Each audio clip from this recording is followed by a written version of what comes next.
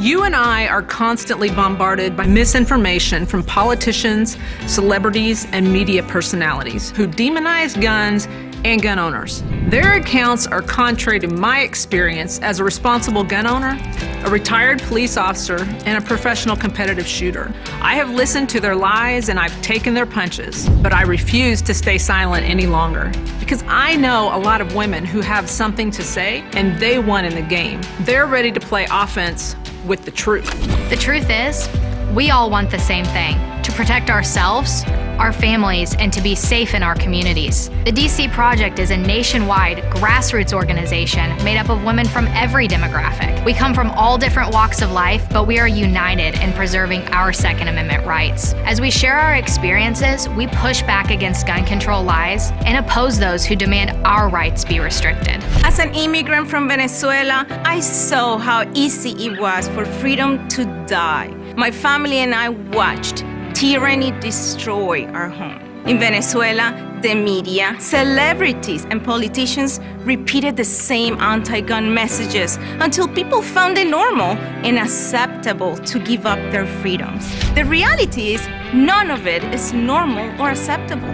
Hungry and helpless, Venezuelans are now unable to protect themselves. Now, as a proud American, I am determined to guard against the same things happening here. We constantly hear about common sense gun control, like universal background checks, banning assault weapons, ghost guns, high-capacity magazines, and gun show loopholes. Every city that is facing massive crime waves have put these policies into place. Common sense tells me that they don't work. So why do people still believe the idea that those policies save lives? Actual common sense is holding criminals accountable, not letting them out of jail or encouraging them to be more confrontational. Common sense is not stealing the right of the American people to protect themselves. This is the message that America needs to hear. The DC Project works to reduce firearm accidents by campaigning for education in schools. We counter the false gun control lies by testifying in hearings and meeting our legislators. We equip our friends, our families, and our communities to know the truth. Gun owners are good people. America is a beacon of freedom. The Second Amendment is vital piece in ensuring that our kids can have a free country to grow up in.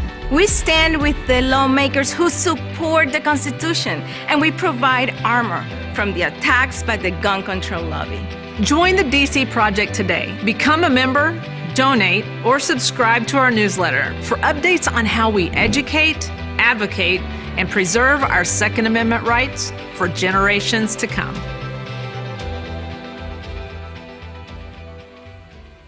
When people use a firearm in self-defense, they could be arrested or sued and face extensive legal costs. Firearms Legal Protection provides uncapped legal defense for any member who uses a legal weapon in defense of themselves or others, providing members with peace of mind in these difficult situations by covering all attorney fees and other benefits. Use code EOTT at firearmslegal.com for a discount on all membership plans. Protect yourself. We'll protect you.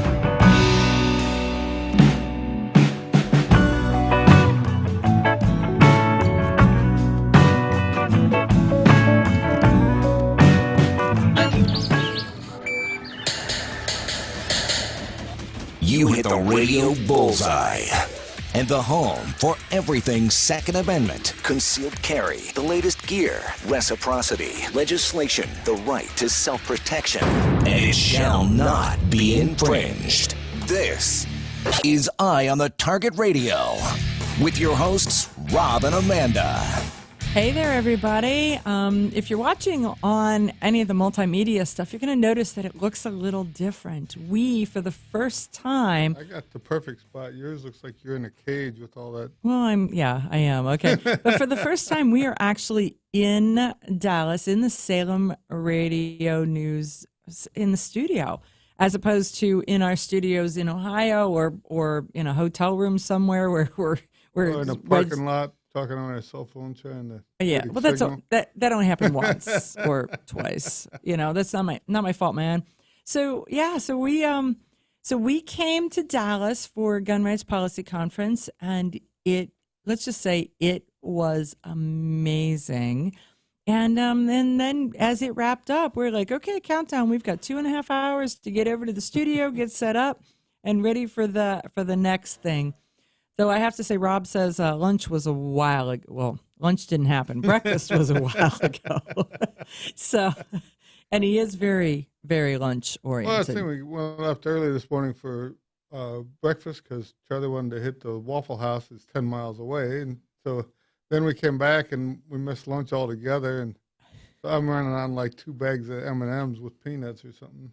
There you go. That's that is it. But that is the life of a two-way advocate. I mean, there's times when you have to give up lunch because something important is. So think about it as you're just giving a little bit for the cause. For the team, huh? Take one for the team. Take it for the or not taking lunch for the team. I'll start carrying a sandwich in my pocket just in case.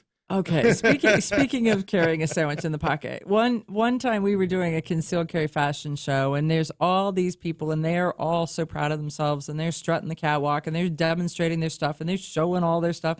And Rob gets a man purse that he gets to demonstrate, and the first thing he pulls out of his man purse, instead of his gun, he pulls out a sandwich and a drink. It pretty much brought the audience. No reason to have a man purse if you're going to carry convenience items, right? Right. Well, there you go. So it was like, I got a sandwich. So, and then he got to where his gun was in his man purse. But we're all good with it. So it's funny. Last night we went to Buc-ee's. If you ever get to Texas, you should go to Buc-ee's because they're not just in Texas; they're all over the place. Well, this was my first Buc-ee's experience, anyhow. So okay, so fill them in. And I saw that one of the gals that was traveling with you. I was doing something else. I saw one of the gals that was traveling with you bought a concealed carry purse at Buc-ee's that looked like it had used to be a cow. It was funny because she was in love with this thing, and every other purse in that rack was like $250, and that one was like $125. I'm like, that looks like divine intervention to me. If it's half price. It's half price. It has. We'll just say she's not from Texas, and she now is carrying a purse that has fur on it. Right? I'm pretty sure that when she gets back to the city, and she goes to the city, when she goes to the city carrying her half a cow, it's going to make a statement that you just typically do not get to see, if you know what I mean. Yeah, because I didn't really know too much about the care and feeding of a half a cow purse. There's no instructions on, do you wax it, do you wash it, what do you do to how do you keep the good? Fur looking spiffy? I don't know. Do you use like pet do you use like pet shampoo on it? And one of our listeners wants to know, what's Rob's everyday carry food? You know, because just in case it's not, not 9mm 45. I'm going to answer it's peanut M&Ms, right? Right. It's definitely not granola bars. That's for sure. So. No, I carry granola bars. He carries M&Ms. It's just, and the bigger the package, the better. What he eats would kill me, folks. It would absolutely put me under. You know, it's funny, as we were flying one time, and I got in my bag, and I had a big, giant sized bag of beef teriyaki jerky. the lady next to me, she wasn't any too happy about me eating beef jerky on the airplane with her. So I tried to keep it to a minimum, but I wasn't stopping just on her account. I'm just quietly sliding it in, right? I'm pretty sure she smelled it. We'll just go there. It probably has a unique, distinct. Somebody can sniff out your carry bag. Well, some say distinct, some say disgusting. It's Yeah, they could sniff out your carry bag. So okay, so you went to Buc-ee's.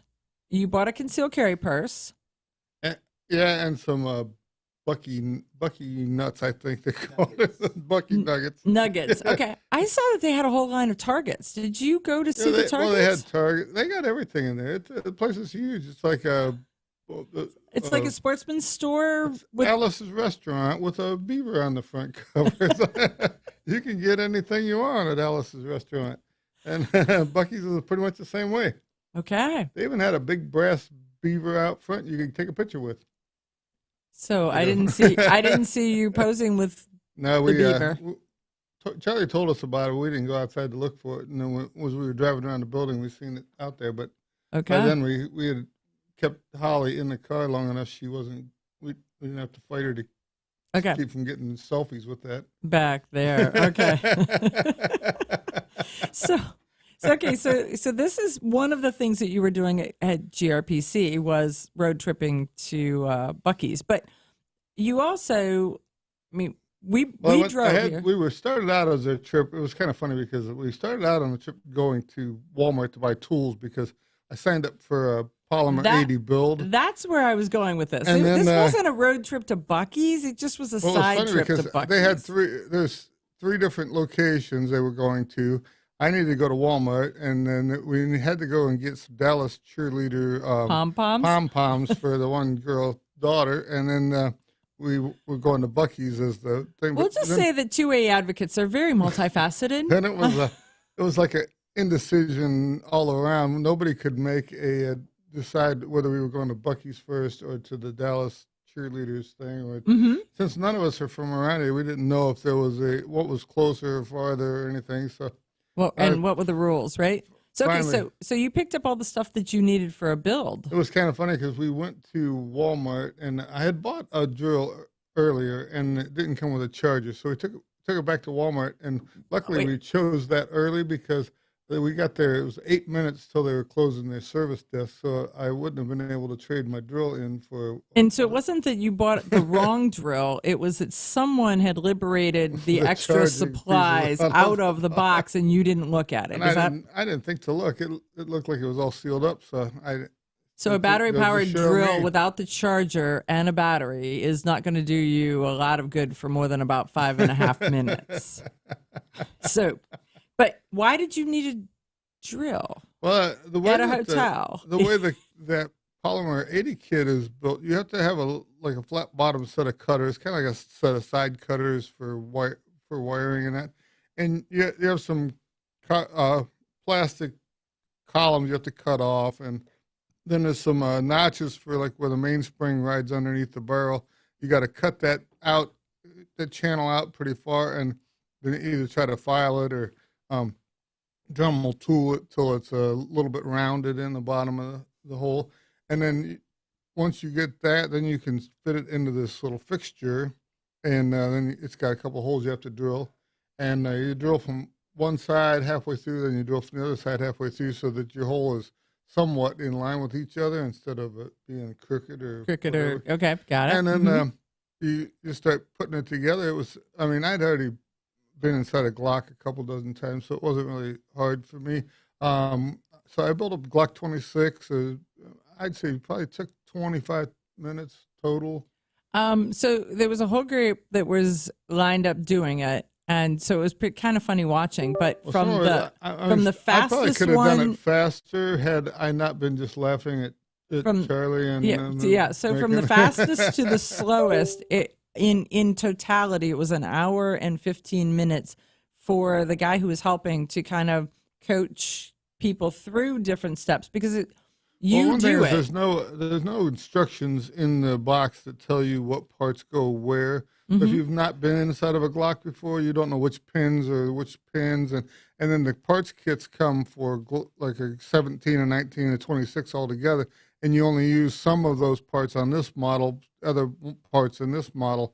So you have lots of extra parts when you're all done. So I can't even imagine if you were. I mean, they make this sound like a gun build is just so easy and everybody can do it. Well, you can if you know what you're doing, and if you've got the technology behind it, and if you've got the fixture, and if you know which pieces, and if you've got all these pieces and there's extra pieces. But you can't hardly imagine like the Democrats say that the gang bangers are going and buying these parts kits and then sitting around the clubhouse making Glock kits. So Right. I'm thinking that it's way easier to just take yours than it is for them to build their own.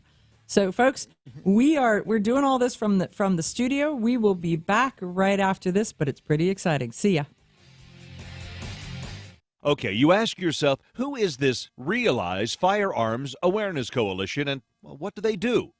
Realize Firearms Awareness Coalition is a not-for-profit group based in Portage County, registered as a 501c3, and organized to educate about the historical intent of the Second Amendment to the Constitution of the United States of America, to share knowledge, to enable citizens to accurately relate and defend aspects of the U.S. Constitution, to enhance public awareness and support for responsible gun ownership, and to emphasize firearms education for women who facilitate the transmittal of constitutional awareness and gun ownership to succeeding generations. How do they intend to do that? By talking to you all and having you talk back, by hosting educational summits and events. So tune in, listen, and participate. RealizeFAC.com. Your front door, your car, your gun.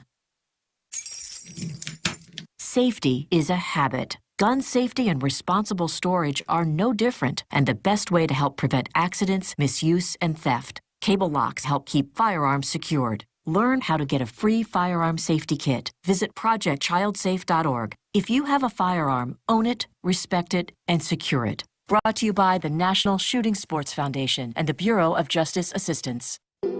Shotgun with Charlie. I'm Charlie Cook from Riding Shotgun with Charlie.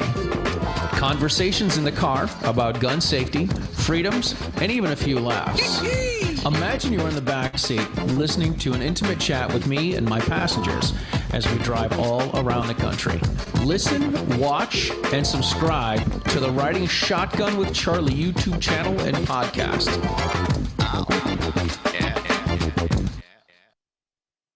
Grab your friends and head to Georgia to train with the Complete Combatant. The Complete Combatant offers a unique approach to self-defense training, layering the first signs of danger, lethal versus non-lethal decisions, and even surviving the aftermath. They offer premier firearms training with a range master certified instructor and host the top minds in our industry.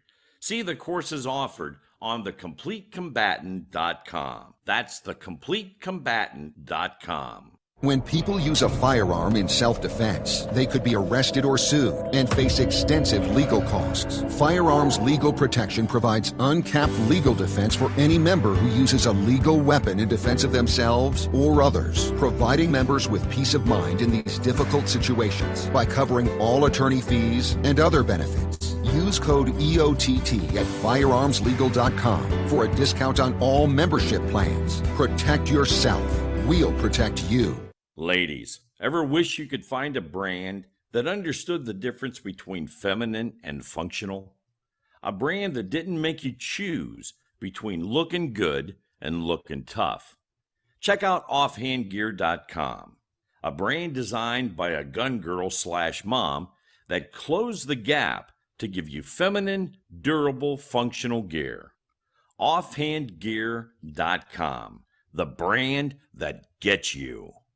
We all know rust is bad. To help keep rust from forming on your firearms, tools, and other ferrous-based items, you want to have Rust is Bad in your gun-safe toolbox and anywhere you want to be rust-free. Rust is Bad bolsters and G-strings deposit small, safe particles that coat your rust-vulnerable items. Save your valuable items with Rust is Bad. Go to www.eyeonthetargetradio.com and follow the link for more information. That's www.eyeonthetargetradio.com for Rust is Bad. Well, continuing that conversation, I mean, there is so much legislation that they're trying to go after ghost guns. So this week, while we were at Gun Rights Policy Conference, and oh, by the way, it is live streamed, and so you can find it on the SAF page. And as I understand it, C-SPAN picked up and ran the stream too. So there should be 2 days of Gun Rights Policy Conference on C-SPAN.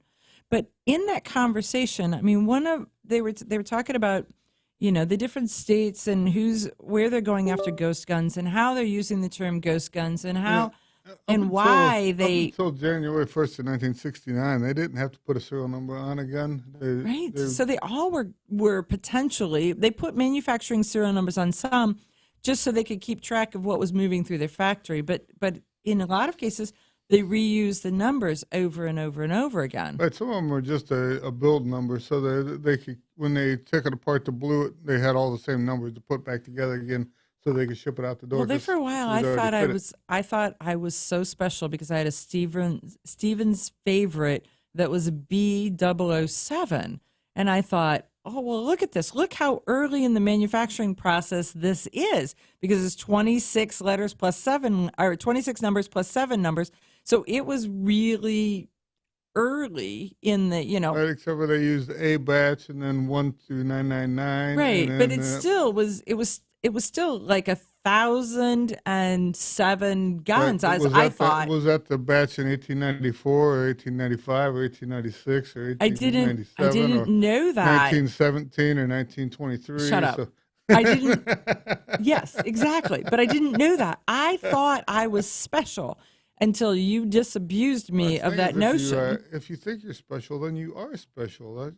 You shouldn't let anybody drag you down. Don't let them tell me I'm not. Do not let them tell me I'm not. So yeah. So anyhow, in that whole serialization thing, it's really, there's a couple things to it. So in 1968, they had to start adding serial numbers, not just manufacturing serial numbers, but unique IDs. So now in the ghost gun thing, they're trying to use the term ghost gun, and they picked a term, not just non-serialized gun or not just unidentified gun. They picked ghost because ghosts are supposed to scare you. So, but they didn't realize we grew up with man was already used. Is that what? We grew up with Casper, so Casper wasn't the least bit scary. But a lot of muzzleloading stuff, none of it has serial numbers. They just you buy whatever you wanted. You could order a barrel, you could order a lock, whatever, and build it yourself. And then, too, the government doesn't really see a muzzleloading gun as a real gun. So, or a threat, if it's an original style of a muzzleloading gun, then there's really no regulation. They can mail it right to your house or whatever. But if it's one of these newer ones that they can convert from a muzzleloader to a cartridge gun or something, some of those do have some regulation that's hooked to them. But it's if you've ever used like a Colt 1860 Army, it's a very capable gun. I mean, it takes me a whole minute to load mine from a cold start with loose equipment. So to load 6 rounds. Load 6 rounds, caps everything. 1 minute for 6 shots. Okay. It's if you knew you wanted to hurry at this, you could make up pre-made cartridges. They usually use like cigarette paper, and they glue it to the ball, and then they put their powder charge in, and then twist its tail. Twist it, and then they can shove it in there. You just shove the whole thing in the gun and hammer it down. And that would make it so much quicker. But right. I mean, it doesn't make it semi-auto quicker. It doesn't make it revolver load quicker, but it does make it. It could take your minute down to 20 seconds, 25 seconds. I have a Colt Walker, so 1847 model, and up until the 357 Magnum came out in 1935, that was the most powerful handgun in the world. I mean, it was it would use a rifle charge of powder and a 44 caliber ball. And mine is really accurate. It's kind of surprising. It weighs 4 pounds, 9.5 ounces, and I think the thing's about 14 or 15 inches long. It's not at all something you stick in your pants and walk around with. No, They used to call them horse pistols for a reason because you always strapped them on your horse. You had to you had to carry it with the horse. If you ever watched the movie True Grit, the girl carried her walker in a bag. Okay. So she carried a cloth bag with her walker in it. Inside it. So I know that at one point you could buy kits to build your own gun. Were these kind of guns sold in those kind of kits too? Yeah, well, black powder guns have been sold in kits like that all the time, where you could just buy like an 1860 Colt or whatever. The cartridge guns, they used to herders and some of those guys used to sell their like the 401 or 375 atomics in these kits. You could build them. I think they were built by Sauer in Germany for herders. Sauer being Sig Sauer? Well, the Sauer JP, part of JP before he hooked up with Sig. Sig. Okay, so before he partnered. Got it.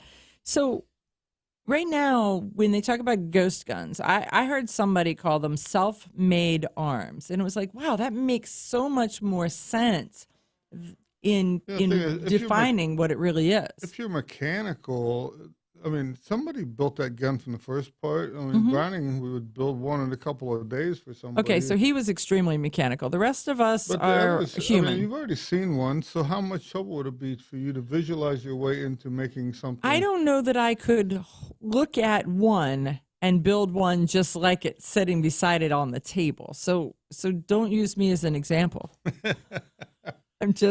I'm just saying that I don't know that there's a lot of people who could. I'm going to copy this. I think a lot of it is how dedicated are you, and how much time do you have? Do you really want one? It would be easy enough to make one. It may not be as pretty as a store-bought one or something, but it would be every bit as good as if like the Afghans, when they steal the train track at night and make themselves a flintlock to fight the Russians the next day. I mean, I can't even imagine. I can't imagine trying to. One lucky shot with your flintlock, and you have an AK-47, and you can give your flintlock to your neighbor, and he can go get his own. So that's sort of their version of. I think it's trickle-down economics, I believe they call that. Oh, well, that was the theory of that Liberator pistol. So the same kind of thing. So if you have something that shoots once and you're a good enough shot that once nets you a different firearm, you're in good shape. Then you can hand it to the next guy because you don't need that one no more. You got a repeater. There you go. Exactly. So I want you to, as we get to where people use the term ghost gun, I want you to think about it as self-made arms. Well, because I think that makes a lot more sense. The American Indian in the Wild West didn't go to the hardware store and buy a Winchester. He just took one. If he needed one, he knew where he'd get it. You had one. Okay, he had one. You had one. There's that. So then we started talking about making gunpowder. So we'll talk about that more when we get back. Grab your friends and head to Georgia to train with the Complete Combatant. The Complete Combatant offers a unique approach to self-defense training, layering the first signs of danger, lethal versus non-lethal decisions, and even surviving the aftermath. They offer premier firearms training with a range master certified instructor and host the top minds in our industry. See the courses offered on thecompletecombatant.com. That's thecompletecombatant.com. When people use a firearm in self-defense, they could be arrested or sued and face extensive legal costs. Firearms Legal Protection provides uncapped legal defense for any member who uses a legal weapon in defense of themselves or others, providing members with peace of mind in these difficult situations by covering all attorney fees and other benefits. Use code EOTT at firearmslegal.com for a discount on all membership plans. Protect yourself. We'll protect you. Okay, you ask yourself, who is this Realize Firearms Awareness Coalition, and what do they do? Realize Firearms Awareness Coalition is a not-for-profit group based in Portage County, registered as a 501c3, and organized to educate about the historical intent of the Second Amendment to the Constitution of the United States of America. to share knowledge, to enable citizens to accurately relate and defend aspects of the U.S. Constitution, to enhance public awareness and support for responsible gun ownership, and to emphasize firearms education for women who facilitate the transmittal of constitutional awareness and gun ownership to succeeding generations. How do they intend to do that? By talking to you all and having you talk back, by hosting educational summits and events. So tune in, listen, and participate. RealizeFAC.com. This is Cheryl Todd of Gun Freedom Radio, and I am proud to join Amanda Suffolcool and all the 50 women, one from each state, in our grassroots efforts to protect the Second Amendment as delegates of the DC Project. Grassroots organizations like the DC Project run on donations, so please consider donating to our GoFundMe/DC Project to keep the promise of freedom alive. Shotgun with Charlie.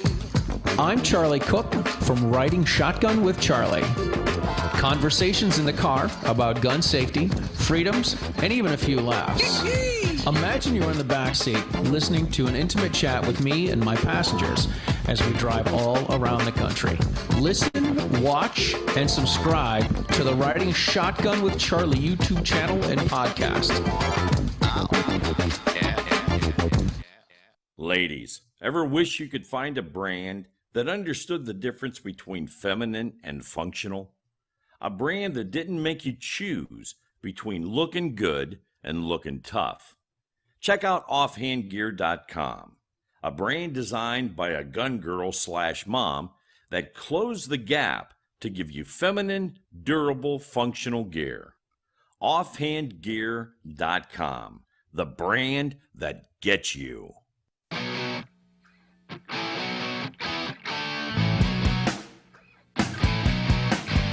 Hi, this is Paul Lathrop from the Polite Society podcast. I wanted to let you know that the show you're listening to is a proud member of the Self-Defense Radio Network.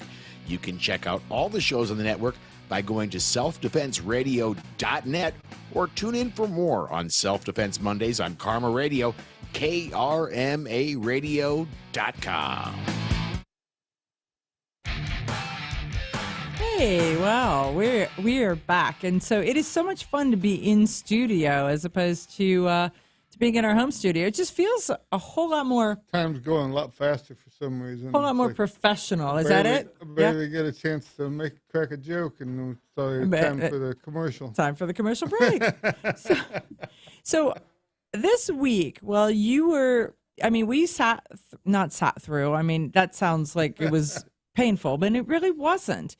We came in order to participate in AMCON, which is the Alternative Mass Media Communication stuff, where experienced Second Amendment advocates who know things, little things, whatever their area of expertise is, comes in, volunteers, and donates their time to teach new people how to do and how to be. And so what in that whole thing was what did you carry away? What did you see or do or think? You had us do this little worksheet like thing where you draw like 4 squares, and in the one corner is like. It was called a workshop. Okay.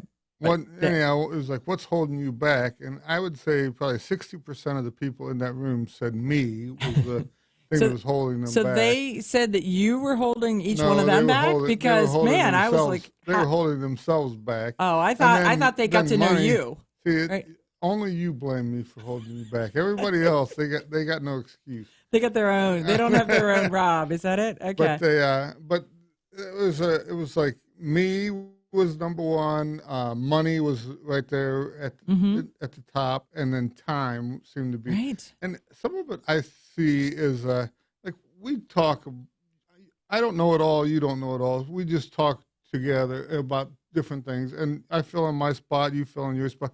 If these guys would get together like that, so that even if they did a blog where they kind of linked up and talked, then would prepare them better for their own primary show or whatever that they're doing. I think your point is very well made. And that way That then anybody who's doing something, if they're doing it alone, they're in an echo chamber and they don't have anybody to bounce things off of and feel like it's causing them to be better. Every hour of their time is an hour of their time. Where if they're with someone else, 2 or 3 people, your hour could be 15 minutes of your time and 15 minutes of the other guy's time, and you're learning something, and it helps you build your show faster, I think, and instead of having to learn it all. I mean, I get so many people that send me videos, YouTube and Rumble and stuff like that.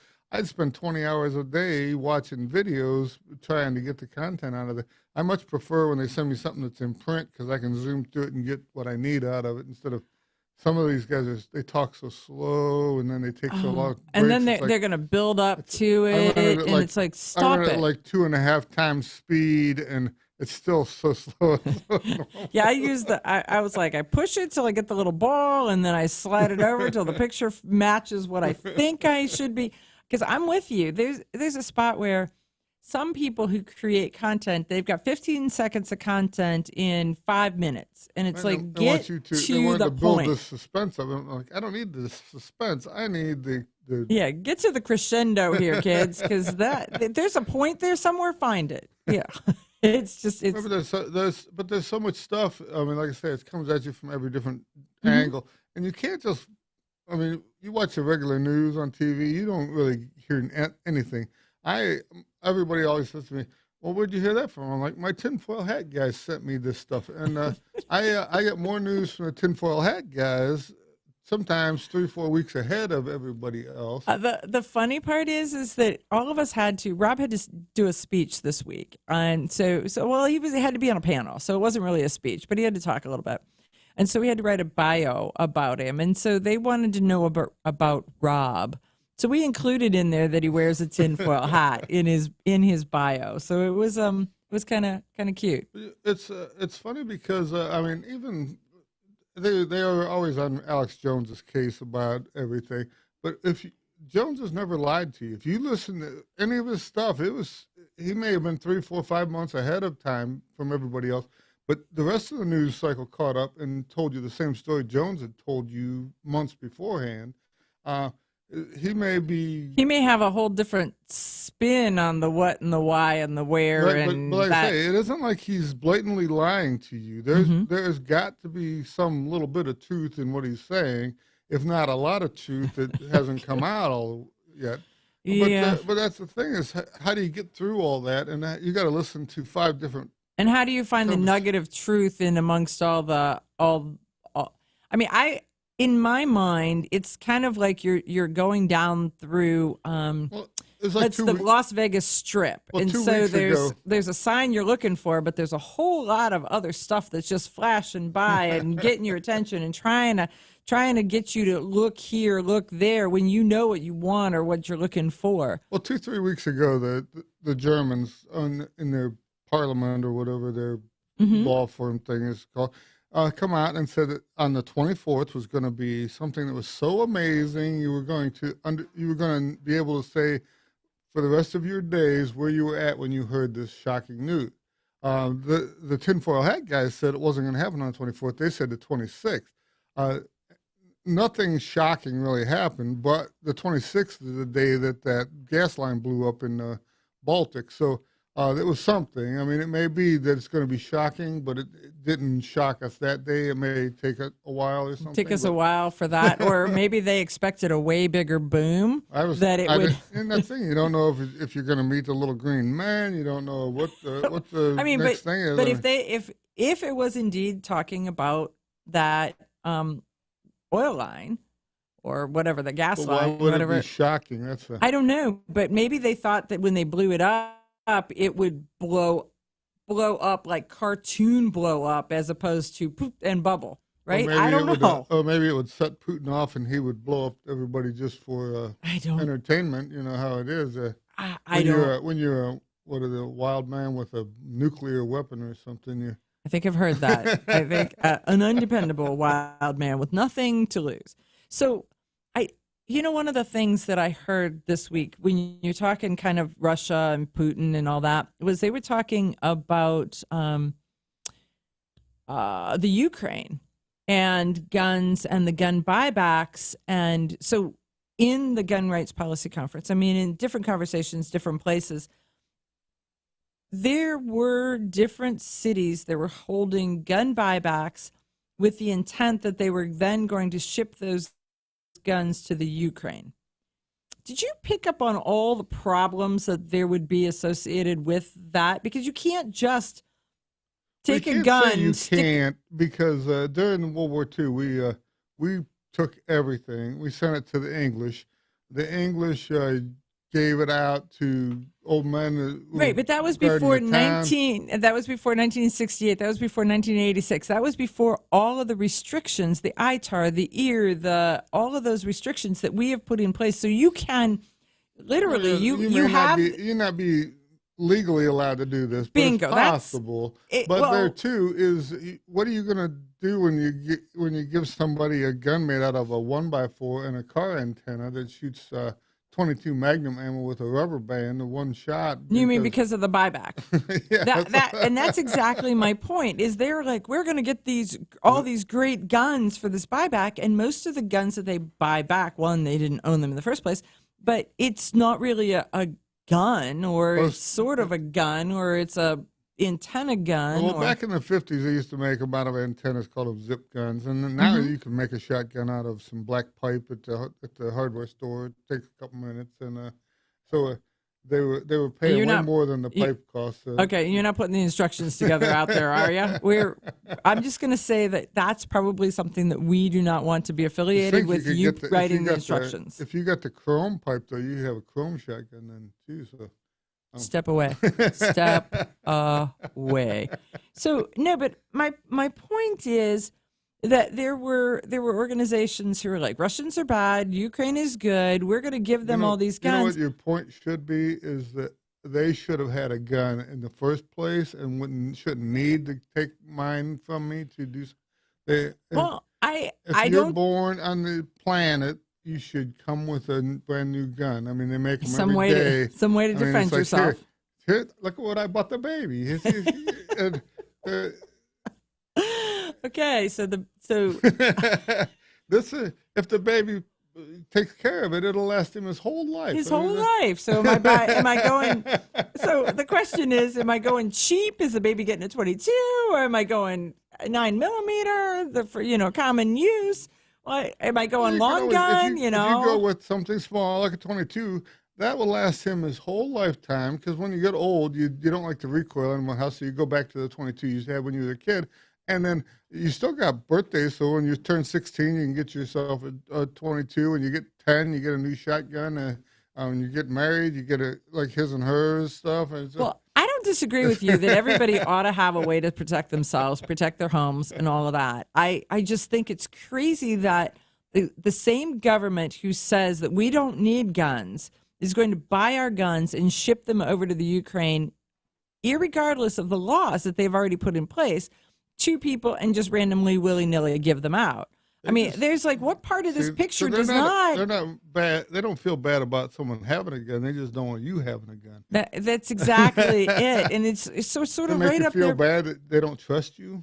Well, it's right up there with the ones who don't want anybody to have a gun, but then you call the police with a gun to come save your sorry butt, right? There's a spot where, like, I don't want a gun, but I have a gun at my disposal. I just have to call for it. I just have to call, and they drive their car there real fast, and they're wearing the uniform. If it would come as fast as your Uber driver, then you'd be all set. But because they don't. With a police officer, it takes a lot longer. It's not happening that way, right?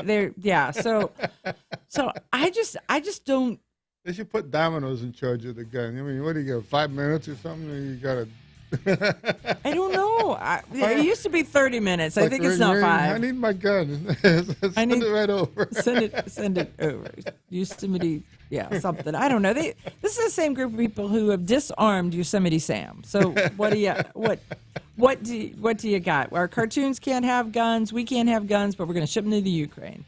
Okay, so folks, we'll be right back right after these messages.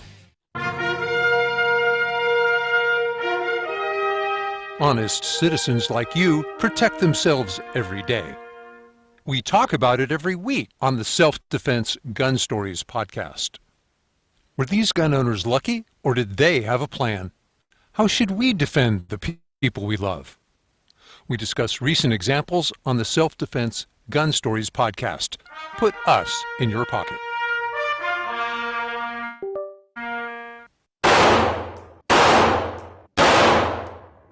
Hi, I'm Janelle Westrom, owner of Davenport Guns and Davenport Shooting Club.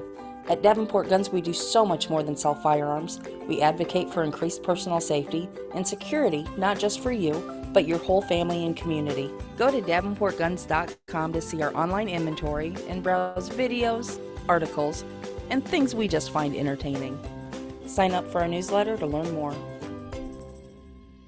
This is Cheryl Todd of Gun Freedom Radio, and I am proud to join Amanda Seppacool and all the 50 women, one from each state, in our grassroots efforts to protect the Second Amendment as delegates of the DC Project.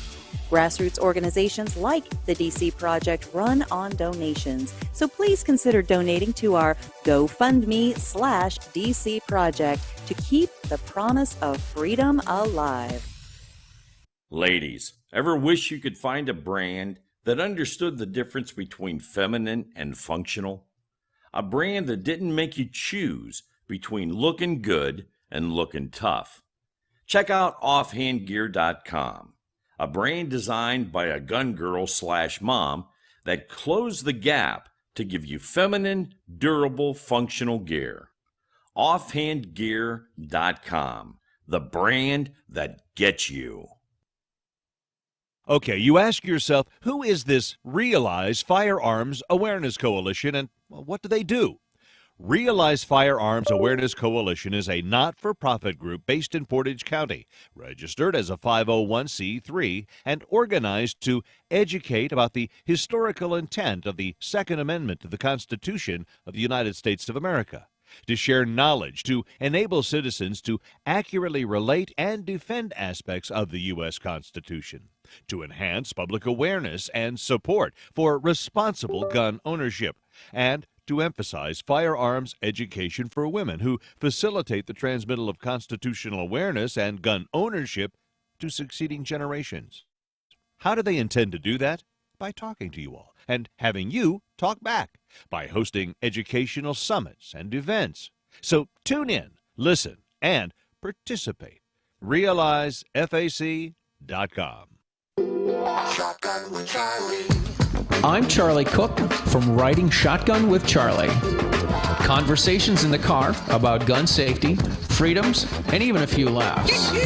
Imagine you're in the back seat listening to an intimate chat with me and my passengers as we drive all around the country. Listen, watch, and subscribe to the Writing Shotgun with Charlie YouTube channel and podcast. When people use a firearm in self-defense, they could be arrested or sued and face extensive legal costs. Firearms Legal Protection provides uncapped legal defense for any member who uses a legal weapon in defense of themselves or others, providing members with peace of mind in these difficult situations by covering all attorney fees and other benefits. Use code EOTT at firearmslegal.com for a discount on all membership plans. Protect yourself. We'll protect you. Okay, well, one of the things that I heard at Gun Rights Policy Conference and that I thought was pretty darn amazing was that they were talking about the pistol braces and the court case and all of that, and that we're going to hear where they categorize pistol braces for sure by December. Because currently the status is, where are we with the status? They're allowing us to register. They're allowing us to register our guns. They're allowing us to fill out the form. So if you fill out the form now and register it, then you forego the $200 tax stamp fee. How many people do you think are jumping on that opportunity to self-report to the government? In December, they may shut that off and you may not be allowed to register. So then you either have this thing you have to hide for the rest of your days, or you have to destroy it somehow. Right, because you can't you can't take it apart because a pistol brace one, even though you're like, oh, it's just the stock, it makes it a short barreled rifle if you change the stock to do that. Because I think that because of it's a pistol brace, you can take it off and just put that little stinger thing on the back. It'll still be a pistol at that point. Okay. If you put a regular stock on it, then that's where you run into trouble. Makes it a short barreled rifle. You could have the one either buy that special bolt that doesn't require the buffer tube spring and everything, or put the stinger on it so that it's just a round foam rod sticking out the back. So I would think that it would behoove a gun writer to write instructions of what gun owners that currently have pistol brace guns can do to be legal in a variety. Are they sure enough about it to say that for sure without needing 5 lawyers of their own? No, they're not. But to start to kind of go down through that going, okay, the options for being legal would be blah, blah, blah. If nothing else, do the homework in advance so that in December, you're the guy who's published, because somebody's going to be that people are going to look at this and go, what are my options? How do I do this? What do I do? Right. And it's probably the best bet to find somebody that does comic books in one of those multi-panel things. Right. They could make some multiple little comic things about it so that when it's in a comic, you don't get sued because you did it wrong. You said it wrong. You said it wrong? Okay. And so one of the comics is to hold on to your head, cover up your, and kiss your, right? Goodbye. It's one of those. Well, I don't know if it's hold on to your hat. Be prepared for a 3:00 knock on the door from the ATF. So it's either hold on to your hat or hold on to your pockets, we'll say. One of those. Say goodbye to your dog at night before you go. So when the ATF shows up and shoots it first. Right. So what do you think is going to happen? This is December this year, the pistol brace, the NFA. On end so that they can't see it from the saddle.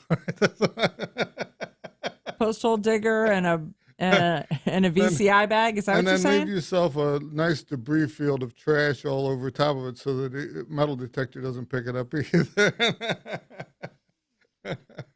Okay, I'm not going to you for guidance and advice, and I suggest that all of our listeners just go, la, la, la, la, that man's if it's time crazy. to hide them, it's time to use them.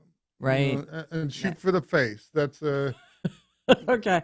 Here we go. So now when they come knocking on our door, why are they knocking on our door? Oh, because he said to shoot for their face. Even if you miss, just the bullets whizzing by. It's somewhat intimidating. Yes, it really is. If you hit, you don't have to worry about the fact that they had a bulletproof vest or any of this stuff, because people don't have a bulletproof head, much as they say that's hard. It's not that hard. They got a rock solid one, but got it. I think it was solid, rock solid. I don't remember who that quote was about, but I think I'm looking at him wearing a beard and laughing like a loon right now. Solid, rock solid on that little head of his. But we're not naming names. Anything, absolutely anything like that. So you're funny, plenty funny. I'm telling you. Yeah, you should have seen. He was up on stage today, and they were asking questions, and so this was like 2A. So it was the 2A family. So it's couples, people who work together for their lives, that kind of thing. And then there's Rob and I who are siblings. I've had you since '62, and you know that I'm in charge. So that's how we work so good together. That's pretty much what he did. And I was like, that is insulting. And you've just rolled up my age. And there's just so many levels of. That means that you got to do math, and most of them can't. So don't worry about it. You're killing me though. But so they're like, yeah. So what do you think about this? And then it was like, well, I've had her since this. Like I can't throw her back. But one of the things that's funny is as they're watching on stage, so many people think that I have really, really bad judgment and that I picked you and that I chose you as a life partner. You were assigned to me by Ma, and I don't know what she was thinking. But they think I picked you, and I'm like, no. My taste in men is better than this. I just got this, right? They something. I don't know. So, but I do know that we're anomalies in the fact that we are Second Amendment siblings. You know, the funny part is I think of stuff all the time. So I'll tell her, we need to do this, which means she needs to do that. I'm just telling her that this is how it should lay out. But I'm expecting her to do it all. I'm not doing any of it. And then a couple of weeks later, I'll have another brainstorm, and I'm like, we need to do this. And I'll lay that one out for her, too. And so she's already working on the first one. Now she can fit the second one into her schedule along with the other 2,500 other things she's doing at the same time. I'm just saying that he's not wrong in so many of the things, but he's like, so then he tells somebody, they say, so do you help? And he's like, no, I'm just the rock. I'm just a pebble under a wheel to keep her from rolling backwards. Right? I'm like, no, you're the pebble in my shoe that keeps me. It hurts. You know, the thing is, we go places, and like this weekend, we'll go to it, and we both heard the same speech. Oh, yeah. We both heard something different in that speech. Oh, yeah. So when we get home and compare notes and talk about the stuff, we got a completely different coverage of this than the average person who goes by himself. Well, I can't even say well-rounded. We'll just say that it is so, uniquely different. I listen to news way different than the average person does. Right. And with my tinfoil hat on and the echo in my ear. In your ears. And, I so have it's to like I might not know who said it because I didn't pay no attention. You know, I'm a man, and we don't pay no attention. I think one of the best things was that there was, like, Saturday, there was lawyers, and they had lawyer panel after lawyer panel after lawyer panel. I know it makes you really want to go search out and listen to this live stream, but it was really good. It's very good stuff, especially if you're interested in brewing and what's either going on currently or what's coming in the future. And some of the stuff, I mean, you never hear about it in the mainstream news. No. But there's 20, 30 lawsuits that have already been settled. Where they were complaining about these 18-year-olds couldn't buy a gun and all this. Well, that's out the window. I keep telling them it won't be long, and a 6-year-old will be able to buy an MP5 and have it delivered. And it's really funny because some of delivered the by Amazon right to the house. They don't even have to do no paperwork. Some of the Second Amendment people are kind of wigged by that. I mean, they really are, and it's like, look, you've got to say, are you really for freedom or are you not? I mean, much as some of our trouble is we are so used to being under the thumb of government that we don't understand what freedom means. No. And so we are, the first thing everybody says is, there ought to be a law. It's like, no, there shouldn't be a law. If there is a law, it should be about being a criminal, and then you should do something to that criminal. America's love affair with the timeout chair should be long gone, and we should start to, I don't know, barbecuing in these guys or something. The love affair with the timeout chair.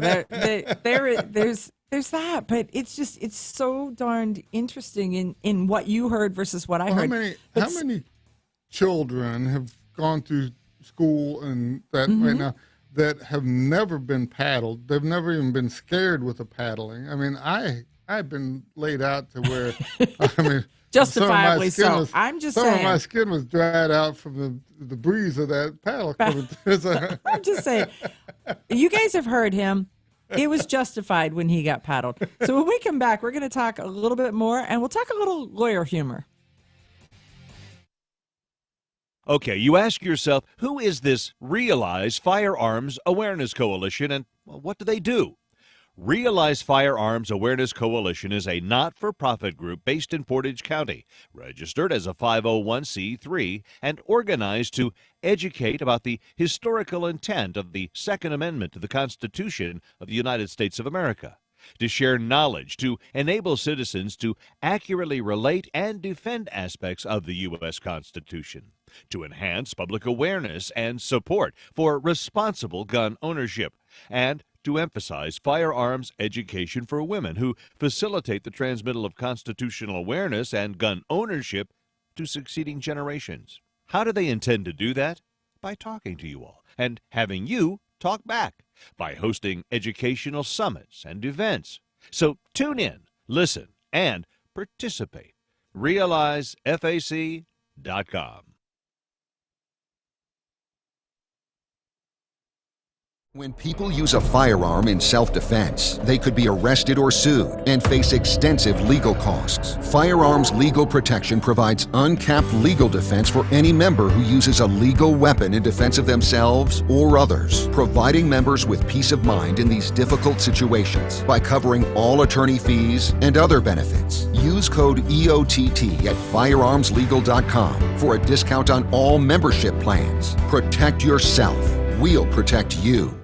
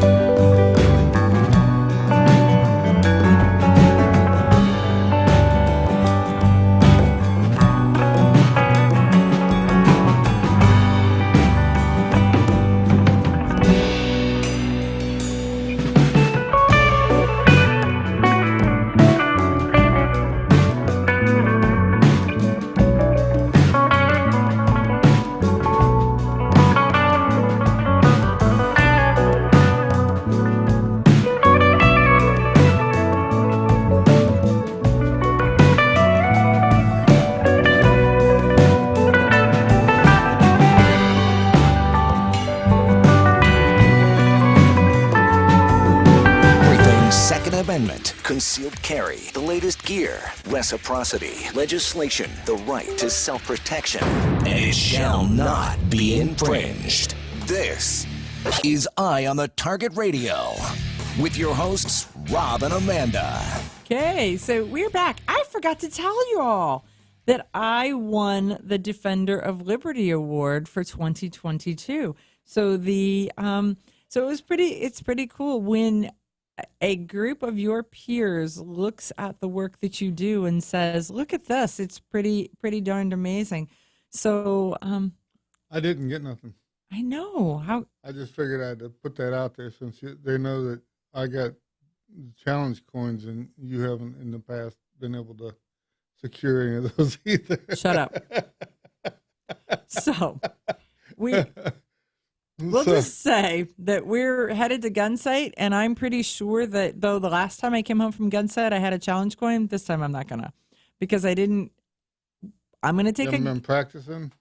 No, and I'm taking a tiny gun. So I think that tiny gun has nothing to do with it. It has everything to do with it. You have a split second of time that you're in control of that bullet. So whether your gun is little or big, it's still such a small amount of time. Did you not take trigonometry in high school? The distance of the front sight to the back sight to the target, that math matters. And when your math is twice as long as my math, it matters.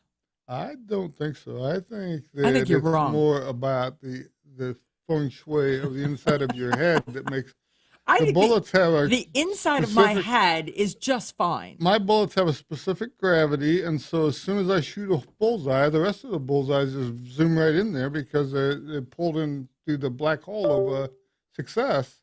The black hole of success. Okay. The black hole of success is that could be a T-shirt. just say it. But back to my award, the one that you didn't get, that one. Remember that one we were talking about? That it's crystal and it's made to sit on the at least we're driving shelf. this time, so you don't have to have it swabbed to get on the airplane.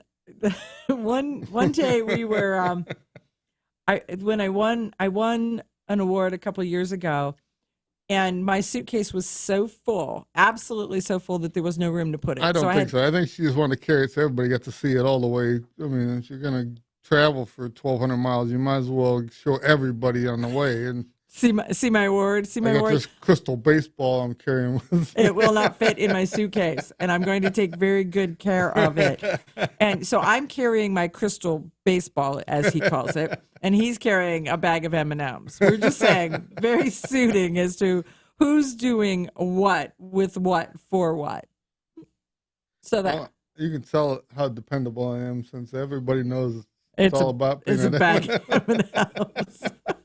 So at some point there's an award. Rob's will be yellow and round with little, something. That's the thing. When we were at AmCon, they had some kind of a candy thing, whether you liked, it was a little piece of paper you had to fill out, whether you like licorice or candy corn. There was some kind of argument going on. Why would you put yourself through that when peanut M&Ms are so available to the general public? So they asked him, right or left, and he was like, I'm going right down the middle. We're going for the peanut M&Ms. So, yeah. Needless to say, he did not win the prize for answering that either, just because. But no, there was... What you're saying is I had to fall in line with the general consensus to be in the running. We're just going to say, are you a conformist? No. Okay. So you're telling me I can never win, is what you're saying? Let me think about that. Maybe not, depending on what the rules are. But in this case, the rules were you either pick this or that, and you picked neither. Right. Well, I'm not eating pine cones and whatever. It was black licorice or candy corn. There's that. I mean, but Yuck. we know. Yuck. We know. There's times when we go to a restaurant and I'll order something. He's like, if I ate that, it would kill me. I don't know why you would pay money for some of that stuff. It's like whatever you comb off your cat and then try to eat it. Okay. Okay. Got it. I completely got it. So he is going to, when we get back from Gunsight, he is going to tell you that he won the challenge coin, that Robin won the challenge coin, or one of them won the challenge coin, and I, on the other hand, came back with my concealed carry gun and a look of shame on my face. All summer, we haven't hardly been shooting at all, and Robin's been out shooting, blistering her fingers from the loading bullets. Yeah, I think she's gonna. I think she's way practiced more than we are. I think she's gonna womp you, but that's that. But she's gone to sniper school. Did you see her sniper school? Right, she invited me a couple of years ago to do that, and they would expect you to have like modern equipment. Something. Have you tried pretzel M&Ms? One of our listeners wants to know if pretzel M&Ms are on your list of acceptable. I've never tried those. I did have some coffee ones one time, but my granddaughters took them away from me and ate them all before I got a chance. They said they were good, so I never got back to them though. I bought the key lime ones once. They were terrible. It was like a cleaning product in an M&M package. Why? Why would you look at that and say, I think I need lime? I love key lime milkshakes and pie, but with chocolate. Key lime M&Ms, there should be laws against that. Is the key lime instead of chocolate, or is the key lime inside the chocolate? No, it's mixed into the chocolate flavoring. So once you get through the coating, you get this key lime chocolate thing. Got it. Yeah, nope. Like I say, I'm glad. It's more like for cleaning a commode than it is for you. Okay. So there, you've heard it here, folks. It'll get that stain, that circular stain from the water line off of it without right off of it. Yowza. Okay, so I'm sure M&M Mars is really happy about it. I sincerely hope that they are not an advertiser of this studio station right now, because that's we'll have to send an apology letter next week. Probably not going to happen for us either. Then it's not happening. Speaking of sponsors and that, we met a dude in the bar who says he wants to be one of our sponsors. I don't know how that conversation is going to go, because the bar conversation was hysterical and yet not really logical. It was a whole lot that's a lot how bar conversations usually go. Is a whole lot of arm waving and all of that kind of stuff. And the one guy just kept saying, every time I said something, I like you better. I like you better. He kept saying, like, better than what? I think it was, I think it was kind of his version of more and more and more. You know, is that even ups the ante? Fried M&Ms. I've seen fried Oreos and fried Twinkies and everything. I've never seen fried M&Ms. The deep fried Oreos, I could go for that, right? Though the chocolate covered Oreos are better. But have you seen the fair where they do the deep fried butter? That just my arteries just start screaming when I get anywhere near it. I'm into butter though. I mean, I could have a little bit of mashed potatoes with my butter, or same way with my waffle, or a little bit of waffle with my butter. So maybe fried butter might be a thing. It might be a thing. It might be a thing. But we'll as we drive, because we're driving from Dallas back to Ohio right before we turn around and we drive from that's like Ohio a to 3-pound Scranton. M&M trip too, by the way. it may. Then we're driving to Scranton. So I don't know how far it is from Dallas to Scranton, but it's probably 5 pounds. 5 pounds of M&M.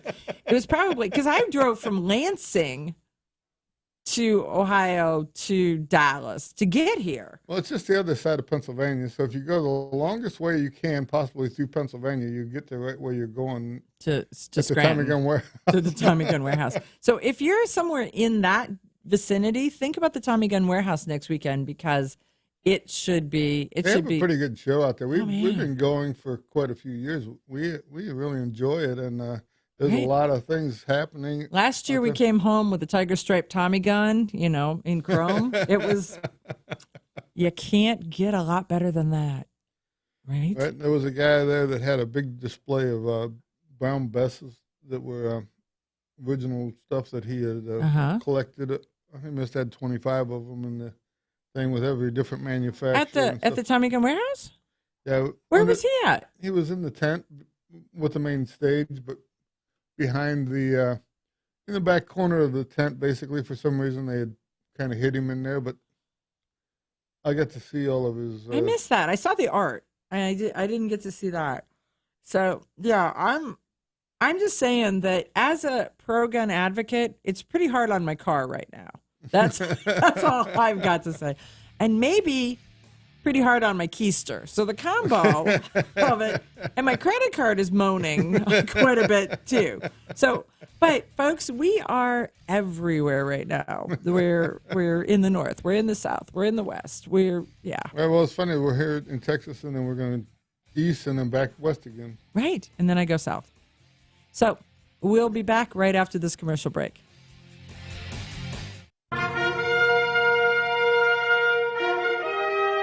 Honest citizens like you protect themselves every day. We talk about it every week on the Self-Defense Gun Stories podcast. Were these gun owners lucky, or did they have a plan? How should we defend the people we love? We discuss recent examples on the Self-Defense Gun Stories podcast. Put us in your pocket.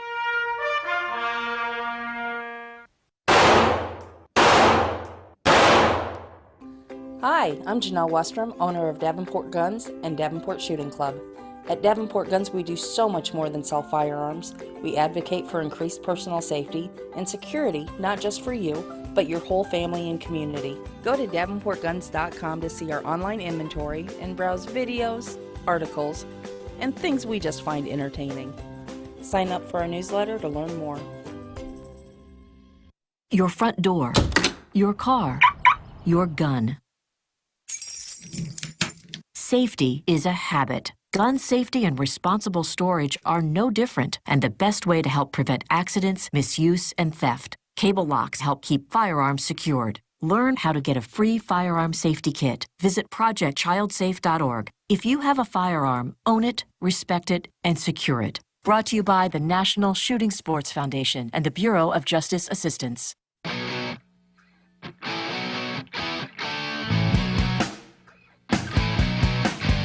Hi, this is Paul Lathrop from the Polite Society podcast.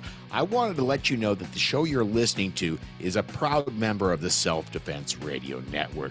You can check out all the shows on the network by going to selfdefenseradio.net or tune in for more on Self-Defense Mondays on Karma Radio, krmaradio.com. This is Cheryl Todd of Gun Freedom Radio, and I am proud to join Amanda Sefcool and all the 50 women, one from each state, in our grassroots efforts to protect the Second Amendment as delegates of the DC Project. Grassroots organizations like the DC Project run on donations, so please consider donating to our GoFundMe/DC Project to keep the promise of freedom alive. When people use a firearm in self-defense, they could be arrested or sued and face extensive legal costs. Firearms Legal Protection provides uncapped legal defense for any member who uses a legal weapon in defense of themselves or others, providing members with peace of mind in these difficult situations by covering all attorney fees and other benefits. Use code EOTT at firearmslegal.com for a discount on all membership plans. Protect yourself. We'll protect you. Ladies, ever wish you could find a brand that understood the difference between feminine and functional? A brand that didn't make you choose between looking good and looking tough. Check out offhandgear.com, a brand designed by a gun girl/mom that closed the gap to give you feminine, durable, functional gear. Offhandgear.com. The brand that gets you. We all know rust is bad. To help keep rust from forming on your firearms, tools, and other ferrous-based items, you want to have Rust is Bad in your gun-safe toolbox and anywhere you want to be rust-free. Rust is Bad bolsters and G-strings deposit small, safe particles that coat your rust-vulnerable items. Save your valuable items with Rust is Bad. Go to www.eyeonthetargetradio.com and follow the link for more information. That's www.eyeonthetargetradio.com for Rust is Bad. Okay, so I just got word that the live stream from the GRPC had 30,000 viewers and a reach of 100,000. So how do they know that? What do they have? 3.33 people sitting at every view? I'm not sure how the two numbers don't match. They said it was going on C-SPAN, so I don't know if they can get real accurate numbers from that or not. No, because that would be that Nielsen stuff, I would think, or the ratings folks or whatever. But at least somebody was watching it. I mean, even just 30,000 is, there's a number there, and that is pretty darned impressive. And I know that they're having a conversation about, does Gun Rights Policy Conference stay in person, or does it go virtual, or does it go do a combination of the two? And I personally think it should be a combination of the two, because there's nothing that you can do that beats the networking of actually meeting Dr. John Lott in the hall, having a conversation with A.W.R. Hawkins, seeing. Right, I mean, you can listen to them speak, but if you get an actual one-on-one conversation that you can... You stand off to the side and you're talking to Alan Corwin or you're talking to Mark Walters. It's last night we come back from Buc-ee's, 40 people out in the front yard smoking cigars and telling lies, and you never know who you're going to run into out there, and so it was a... There was some pretty interesting folks. There was a whole contingent from the Faster Saves Lives program that was there, and the stuff that they have to say and how they share it and which states are picking it up is pretty darned amazing. I know that I think that the Uvalde thing has brought a lot of congressmen into seeing that this is necessary, and so they're starting to get some financial backing, where in the past it was pretty much begging people for money to try to help out. To consider it at all. Well, I know that when we were walking the halls in D.C., there was a group of us, and I had with me North Carolina, Ohio, and Wisconsin. And the gal from Wisconsin brought her 15-year-old daughter. And each person had to talk about their concerns. And she was like, I watched the video from Uvalde. She says, if I'm in my school, what do I do? And what happens when they don't come?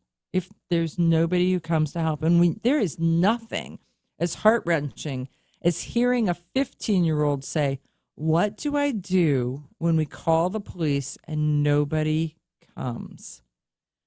I cannot, for the life of me, imagine us as a society putting that piece of information out, allowing that question to resonate in their minds. I mean, you were trained, I was trained, we were all trained that you call a policeman and he comes and helps. If something bad happens, you go to the policeman.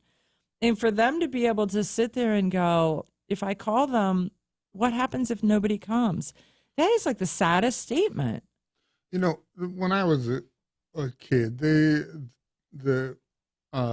Ireland, they were shooting it out amongst the two teams. Okay, yeah. And in the Beirut, they were blowing up buses and buildings and all this stuff.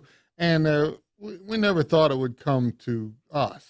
And it's, as you're saying, it's coming to us, and yet instead of them helping us blockade against it, they try to disarm us and keep us a victim, I guess you would say. Right. And tell us we're gonna ban guns because that'll ban evil. That'll make evil all the better. Even when like the president says, "Well, your AR-15 is no match for an F-16 or F-15 Eagle or whatever." Right. It may not be, but it's better than a plastic spoon from your local fast food restaurant. Right. I can't quite get my spoon into the propellers or into the jet. Right. Right. I may not win, but at least I have some kind of a fight, and they don't go down easy. Right. And I think that we all are our own first responders, so we need to have those tools to fight.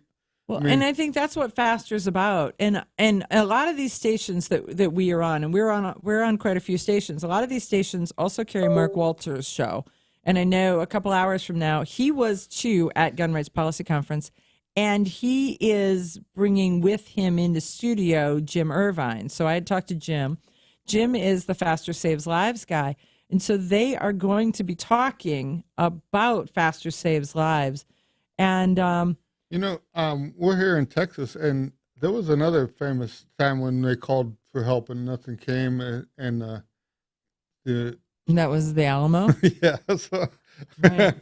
So things didn't go good for them at that point either. So you need to be ready to help. And the Texans then said never again, right?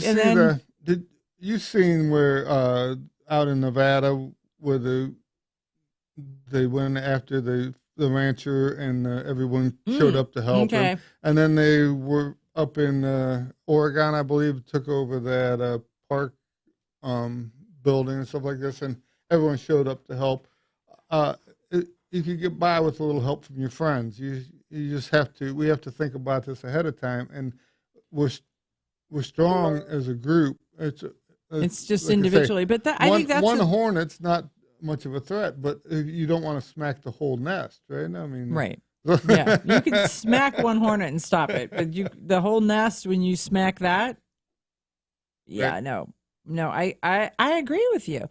I mean, and so I think the Faster is onto something. I think that the Faster program is pretty amazing. We took that training and a couple of years ago, and actually, I mean, the fact that there's someone in the school has a gun, that's a bonus. But just the medical that they're teaching and the trauma care, and that is the heart of that program. And I think that is the best part of the whole thing. I think that the legislation they just passed in D.C., the Safer's Community Act, has money in it that it will do things to harden schools.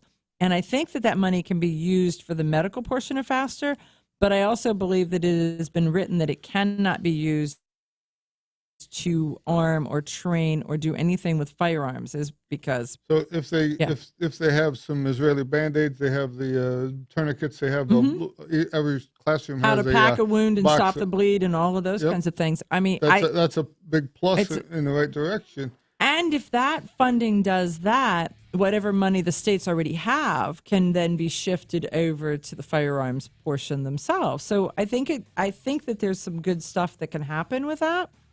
And it needs to happen. So we'll have Jim Irvine on at some point when he's not flying or hanging out here. But today, stay tuned for Mark Walters after this, and listen about Faster. We'll be back right after this. Grab your friends and head to Georgia to train with the Complete Combatant. The Complete Combatant offers a unique approach to self-defense training, layering the first signs of danger, lethal versus non-lethal decisions, and even surviving the aftermath. They offer premier firearms training with a range master certified instructor and host the top minds in our industry. See the courses offered on thecompletecombatant.com. That's thecompletecombatant.com. When people use a firearm in self-defense, they could be arrested or sued and face extensive legal costs. Firearms Legal Protection provides uncapped legal defense for any member who uses a legal weapon in defense of themselves or others, providing members with peace of mind in these difficult situations by covering all attorney fees and other benefits. Use code EOTT at firearmslegal.com for a discount on all membership plans. Protect yourself. We'll protect you. Okay, you ask yourself, who is this Realize Firearms Awareness Coalition, and what do they do? Realize Firearms Awareness Coalition is a not-for-profit group based in Portage County, registered as a 501c3, and organized to educate about the historical intent of the Second Amendment to the Constitution of the United States of America, to share knowledge, to enable citizens to accurately relate and defend aspects of the U.S. Constitution, to enhance public awareness and support for responsible gun ownership, and to emphasize firearms education for women who facilitate the transmittal of constitutional awareness and gun ownership to succeeding generations. How do they intend to do that? By talking to you all and having you talk back, by hosting educational summits and events. So tune in, listen, and participate. RealizeFAC.org. syndicated.com. Ladies, ever wish you could find a brand that understood the difference between feminine and functional? A brand that didn't make you choose between looking good and looking tough.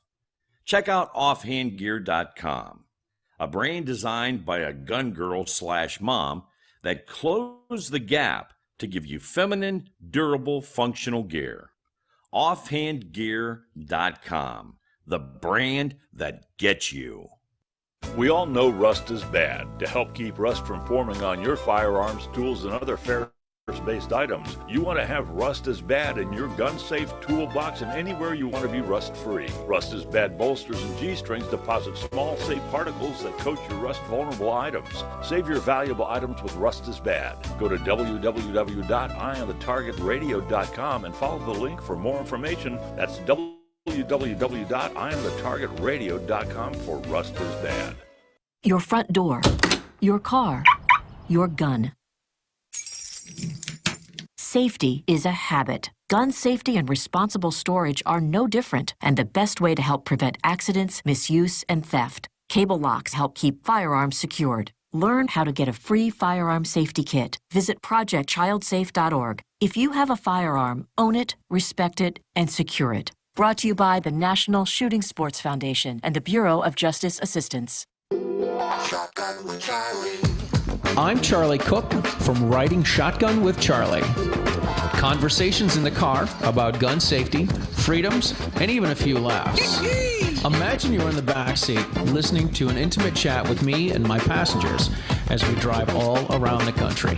Listen, watch, and subscribe to the Riding Shotgun with Charlie YouTube channel and podcast.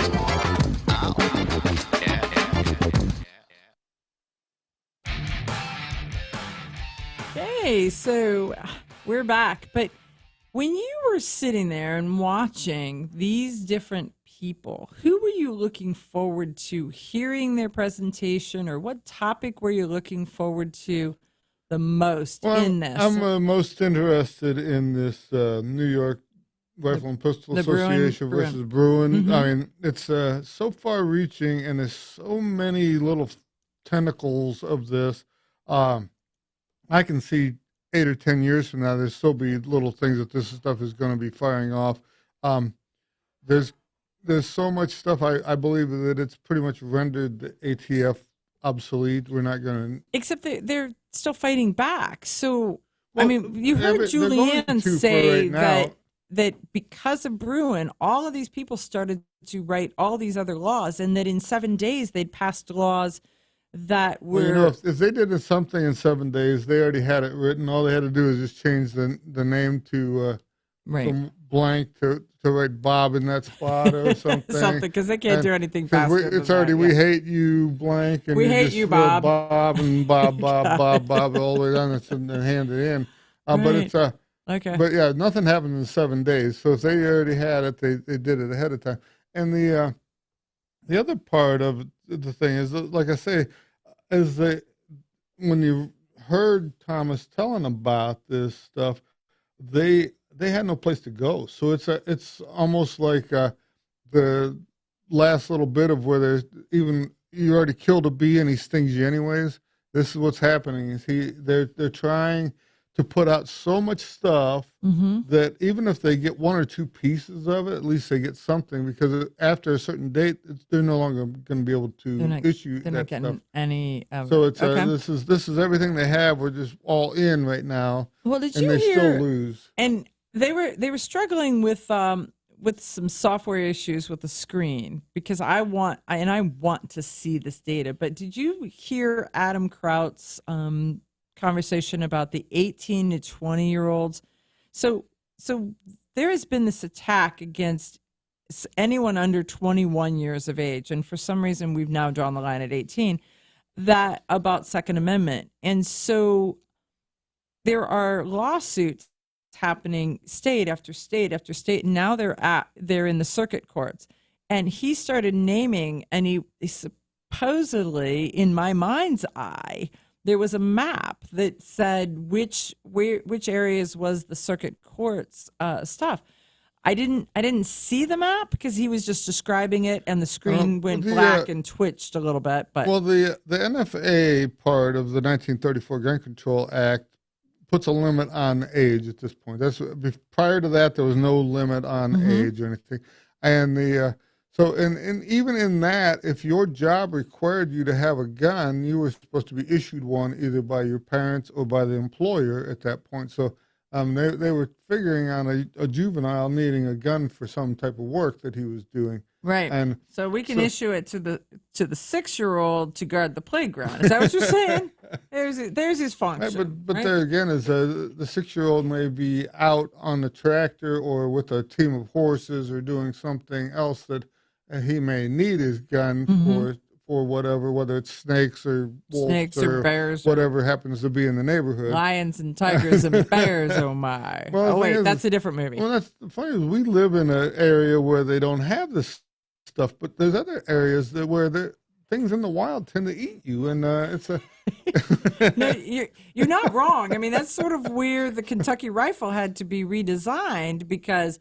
You get to a certain spot that the things you're hunting are hunting you. Mississippi, the small caliber of the Kentucky rifle was not effective on large bears and things like this. So they had to go to a shorter, bigger gun so that they could make it happen. But that's the thing is we don't all live in the same area, and so some of the laws are kind of set up to cover everybody, every place.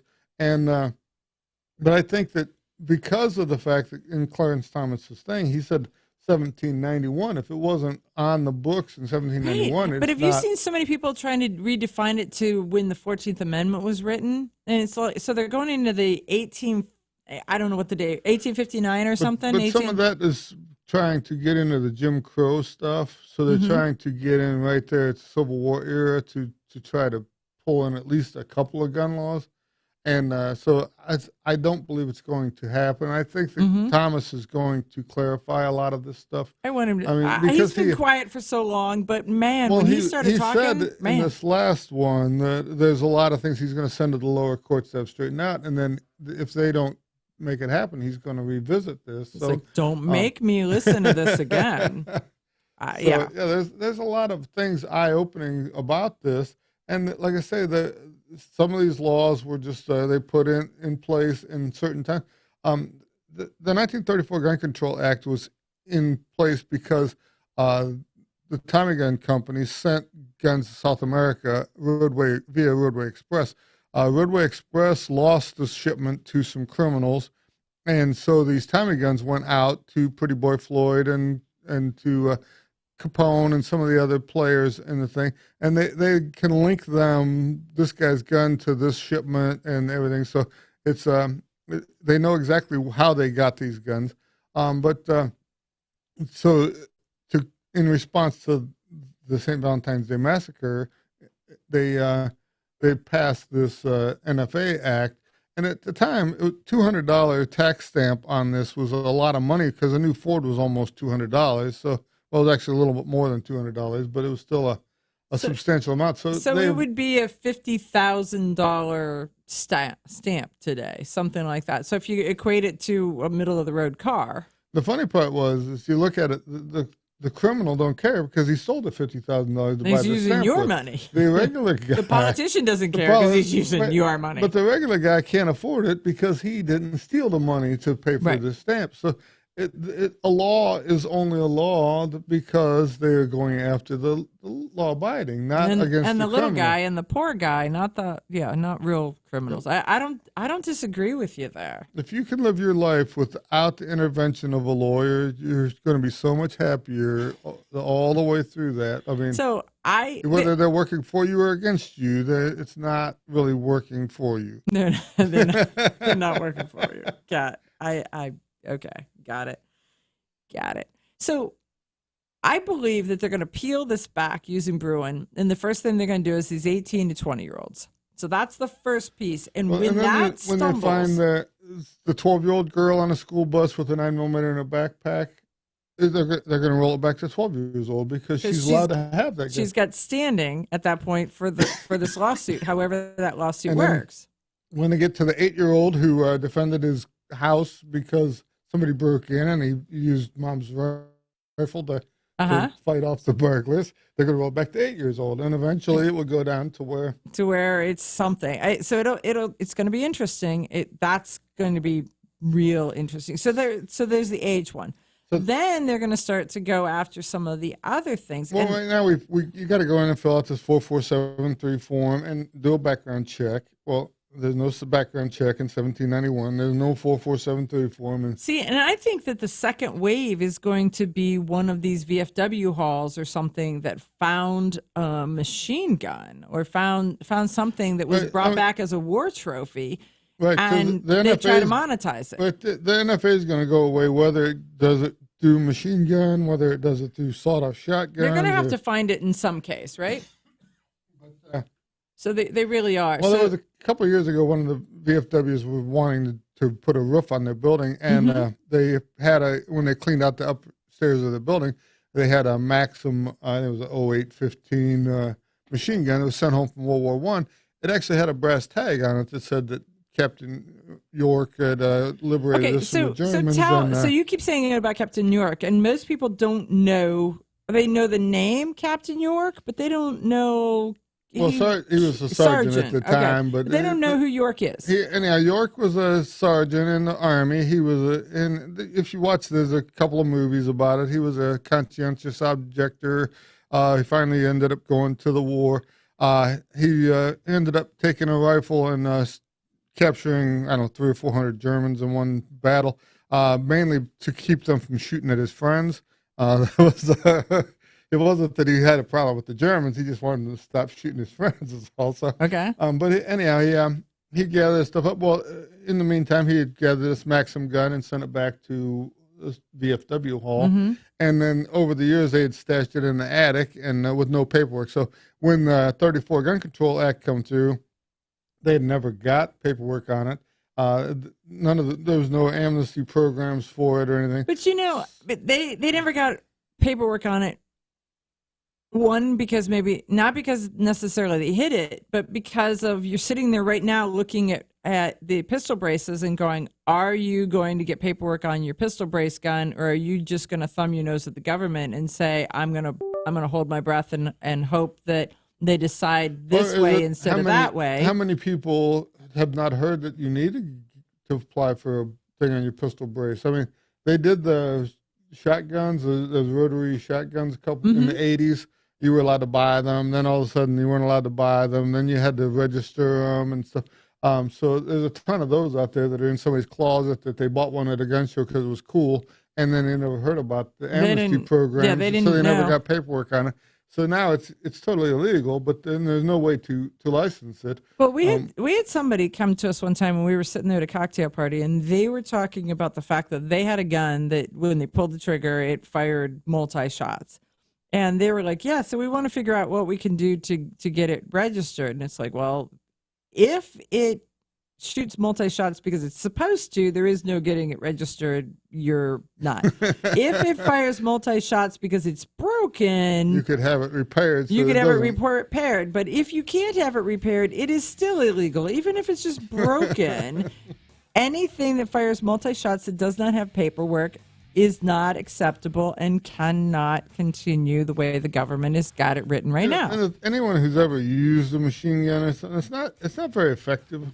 If you have a gang of people with the machine guns, then yes, you're effective, but otherwise not really. It's not real effective. So we'll be back right after these messages.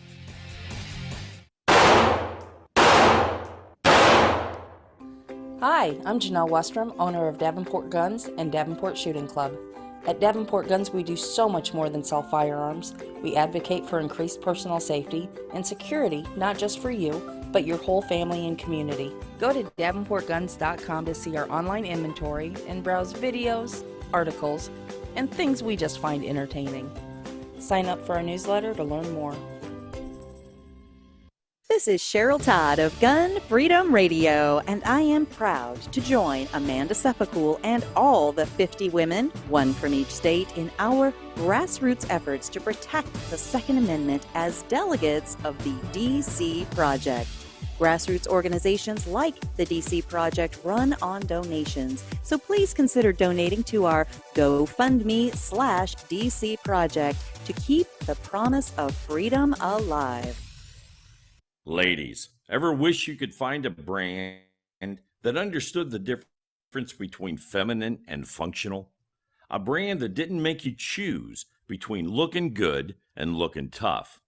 Check out offhandgear.com, a brand designed by a gun girl/mom that closed the gap to give you feminine, durable, functional gear. Offhandgear.com, the brand that gets you.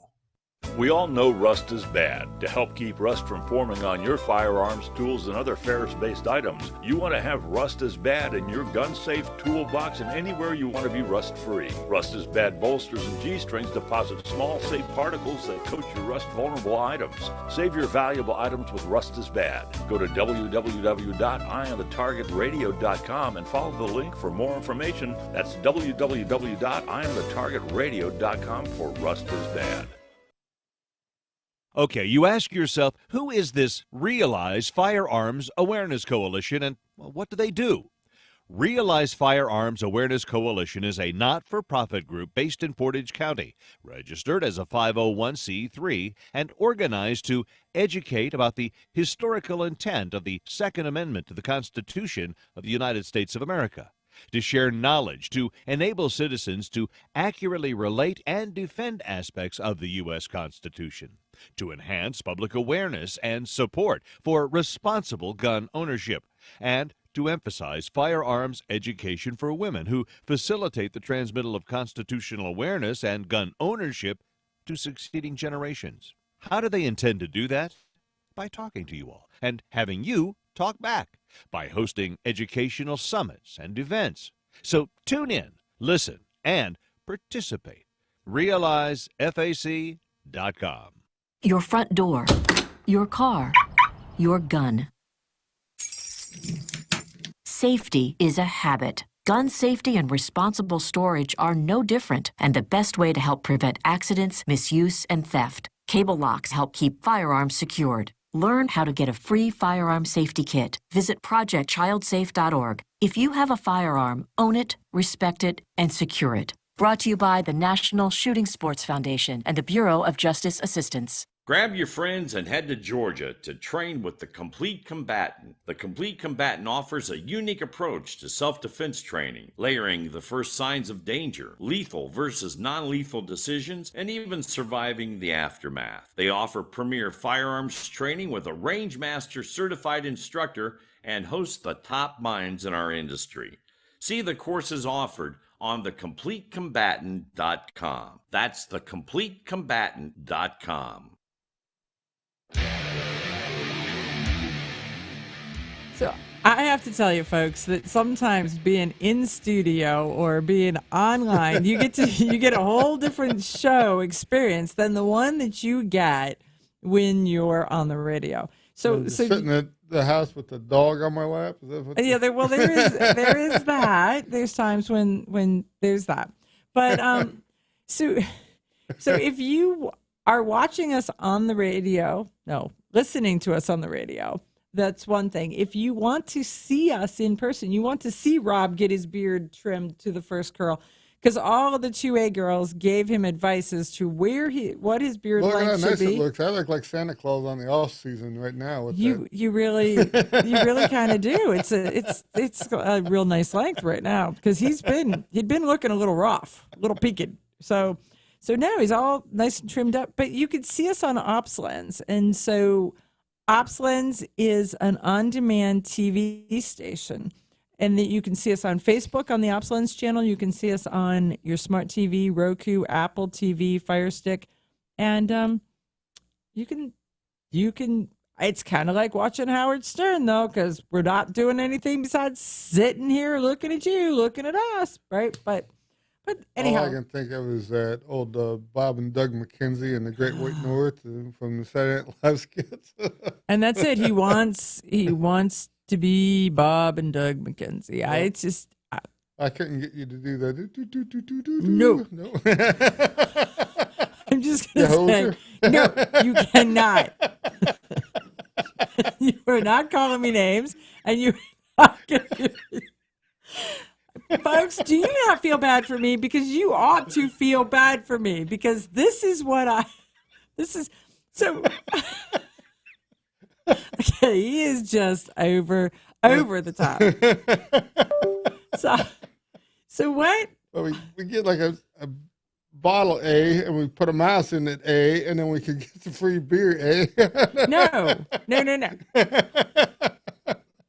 Why do you put the mouse in the bottle? Because if you get a bottle of beer with a mouse in it, then the bottler will give you a free beer because they don't want you telling everybody that you got a mouse in their bottle of beer, right? I got it.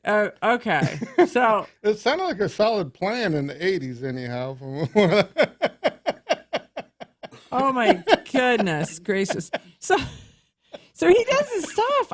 I don't watch movies, so I don't know what. And then he says it, and then it's like he knows his own punchline, and then he laughs at himself. And all I could do is laugh at him laughing at himself, because you kind of got to be there, right? It's just ridiculous, dude. Absolutely ridiculous. So it's like what Elvis from the waist up. So one of our listeners is like, yep. So there's what you can see of from. Yep, none of the Elvis the pelvis pivoting. You wouldn't want to see any of that anyhow. I'd probably throw my back out or something. I'm pretty sure you're not a dancer. I'm not sure you could carry a tune. I'm not sure that you have a musical bent at all. No, none of that. I mean, you're not even slightly musical like our friend Charlie Cook, who's like shooting a Glock and playing a trumpet. You got none of that. I'm more like that. I kid on what was it, Mr. Holland's Opus, where they had to beat on his head so he got with the beat, because I heard he can't figure out what. Okay, got it. Nope, don't have that. Don't have that either. So, but think about some of the songs that were played, and then the symphonies would add guns to it or add cannons to it, or one of those. Can you imagine the guy who's the first that was that says, "I have this great idea." Well, back in the 50s, Spike Jones would shoot his pistol he carried a 1917 Colt, and he would shoot it on stage. And sometimes during his performance, he was famous for what they called found sound at the time. So he would make songs about car horns and different things like that. But sometimes his pistol played into the beat of the whole thing. Was it a blank, or did the place that he was performing hate him afterwards because of the leak and the bucket? I never really heard that they said anything, but I think he was at RCA doing the recording, so I hadn't heard that he'd shot a hole in the ceiling or anything. I don't know. Well, Annie Oakley her guns didn't have anything in them because they shot holes in the tent. Well, a lot of times they would use like a birdshot load, because that way then it didn't shoot holes in the tent. Also, the bullets didn't come down a couple blocks away in town and shoot the windows out of the stores or whatever. Well, that would be way better. Way better. And but she could do all the tricks she could do with solid ammo. It was just harder on the environment around her. But think about the musical stuff. I know that there's stuff where they've added a cannon, or they've added a gun, or they've added a something. Who do you think was the first guy who says, "I think this is a great idea. I want to shoot a cannon here in the middle of this song"? Did the William Tell Overture, probably, because that's where the Lone Ranger rides up and they shoot the cannon off, and I believe that was pretty early on, way before the Lone Ranger started using that music. Speaking of the Lone Ranger, I read something that was written. Darn it, what was the name of the magazine that it was written in? Kat Ainsworth Stevens wrote a thing about the original guy who was, they believe, modeled after the Lone Ranger was modeled after. Bass, lawman. Yes, and he was an African American. He was a freed slave. Right. And I just... Well, a lot of those jobs in the Old West where your lifespan really wasn't looking at long term. Long term. So law enforcement, cowboys, stuff like this, were usually done by immigrants or freed African Americans slaves or something like this. Okay. And sometimes, over the years we forgot to mention that they were black or whatever.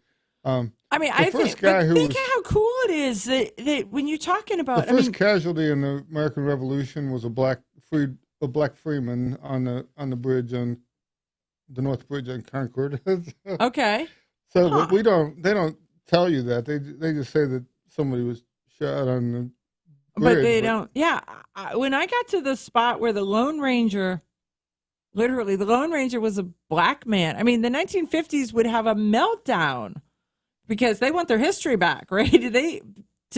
For them to. Right, and I think it's. I mean, I've read about Bass. It's been a long time ago, but he was a pretty substantial character in the West. But I don't know if like with the Lone Ranger, that his brother was killed or was Ranger ahead of time. I'm going to have to look that story up I think Bass himself was the Ranger who was like a John Wayne toilet paper kind of guy. Since we didn't have any notes, his name is Bass Reeves. And so that's it. Since we didn't have gunmagwarehouse.com is where the story is. That's where, because I was like, I have to remember this story. And then I put it somewhere and I couldn't remember where, but I sent it to you. That's how I know what it was. They can do some research on this Bass Reeves and that, but a lot of those guys, the Texas Rangers, the Oklahoma Rangers, they were pretty tough guys to be doing what they did by themselves with virtually no backup or anything like this. So right. I mean, yeah, you started to look at this and you started to read this and no sissies in the Wild West. Well, they didn't make it if they were, but I'm just going to challenge y'all to go to gunmagwarehouse.com and read this story because it was written by Kat Ainsworth and it's really interesting. A lot of stuff where you know about the gunfighters, stuff like this, that when they decided to be famous, their life was like 2-3 days of. Well, that was it. They were like famous for 3 days until they were killed. But we've stretched them out to where they seem like they were an integral part of the Wild West. But a lot of those guys, they really had a short. They may have lived till they were 24, and then all of a sudden went off the rails. And I find this stuff interesting. So if you guys find an article or a story about somebody like that in the Old West, send it to me. But Bass Reeves, Gun Mag Warehouse. We'll check with you next week. Okay, you ask yourself, who is this Realize Firearms Awareness Coalition, and what do they do? Realize Firearms Awareness Coalition is a not-for-profit group based in Portage County, registered as a 501c3, and organized to educate about the historical intent of the Second Amendment to the Constitution of the United States of America, to share knowledge to enable citizens to hooking it up with us here. I don't know if he laughs when we're at home, but he's. Yeah, when I hear you guys acting crazy, I don't know if we always listen. When I run the show, I normally have the speakers on. Education for women who so I don't have the headphones on. But yeah, when you get on a tear, I can tell. And I'm always like, this guy. How do they intend to do that? By talking to you and having you talk back by hosting educational summits and events. So tune in, listen, and participate. Realize FAC.